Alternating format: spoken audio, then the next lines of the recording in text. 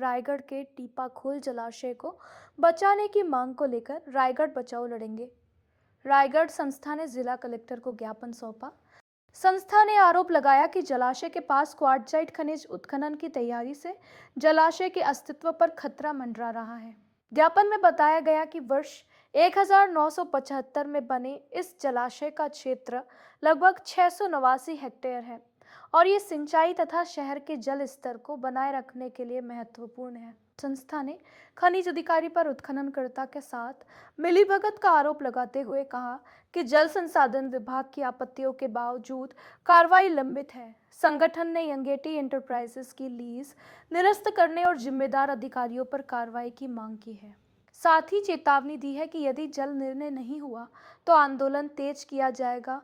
रायगढ़ संवाददाता अनिल तिवारी की रिपोर्ट में जो के पास जो है कि यंगेटी एंटरप्राइजेस के द्वारा अवैध खनन के संबंध में ज्ञापन दिया गया है और मैं निश्चित रूप से खनिज विभाग को बात किया हूँ अधिकारियों को और आगे उचित कार्रवाई किया जाएगी। हड़ताल पे बैठे थे यहाँ पे लोग?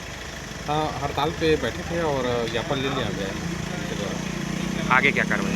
आगे बिल्कुल नियमानुसार जो उचित हो बिल्कुल कार्रवाई करेंगे।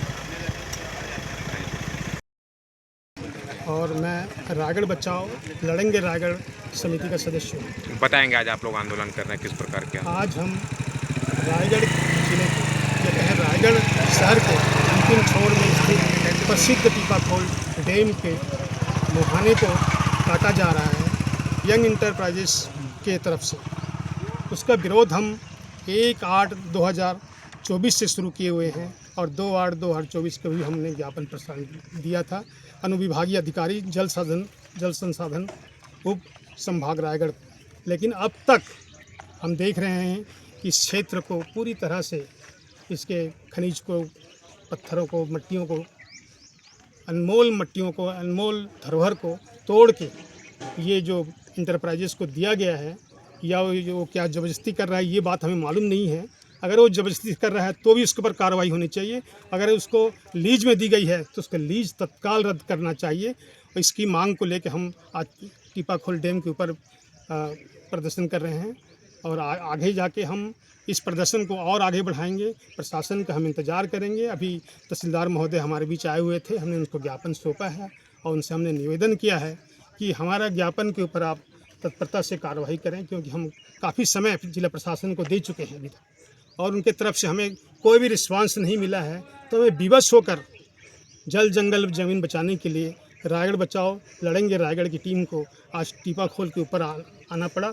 और इस क्षेत्र के हमने भौगोलिक परीक्षण किया है जिसमें पाया गया कि अगर ये पत्थर को रोका नहीं गया, इसको तोड़ने से रोका नहीं गया तो ये डैम का विस्तार हो जाएगा और इस डैम का विस्तार होने से जो सैकड़ों एकड़ ज़मीन में खेती के लिए पानी का जो नहर संचालित हो रहा है वो सिकुड़ जाएगा और अभी सिकुड़ चुका है।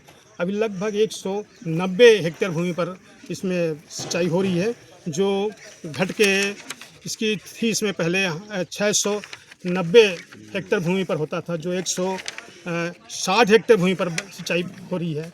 ये इसी का वो वजह है कि इस डैम के बारे में जिला प्रशासन ने कभी भी अपनी आंखें नहीं टरेरी। ठेकेदारों को ऐसी छूट दी गई जिसके कारण उद्योगपति इसको निचोड़ के इसकी सारी संपदा को लूट के इसके जल जो जीवन है, जिसके बिना एक दिन भी व्यक्ति जी नहीं सकता, जल के लिए मनुष्य पशु पक्षी सब तरसते हैं, इसके बगैर काम नहीं बनता है और जल का कोई विकल्प नहीं है दुनिया में।